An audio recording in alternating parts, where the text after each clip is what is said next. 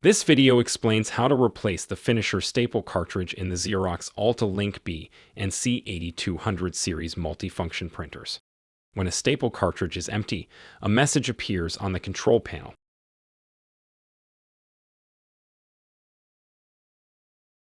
Open the finisher front door. If the stapler assembly is inside the finisher cabinet, pull the stapler assembly towards you until it stops. Push the stapler assembly to the right. Grasp the orange handle of the staple cartridge and pull it firmly toward you.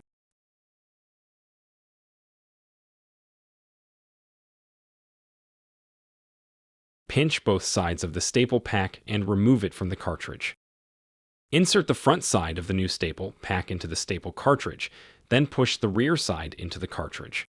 Grasp the new staple cartridge by the orange handle, then insert the cartridge into the stapler assembly until it clicks. Close the finisher front door.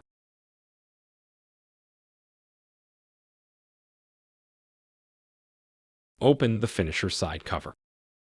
Grip the vertical panels at the left and right of the opening and slide them to the center. Hold the tabs on both sides of the staple cartridge and pull it out of the finisher.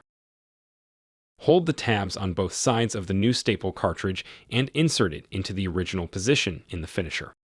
Ensure that the staples are positioned correctly in the cartridge.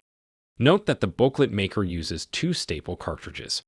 Booklet stapling requires staples in both the staple cartridges. Repeat the procedure for the other staple cartridge.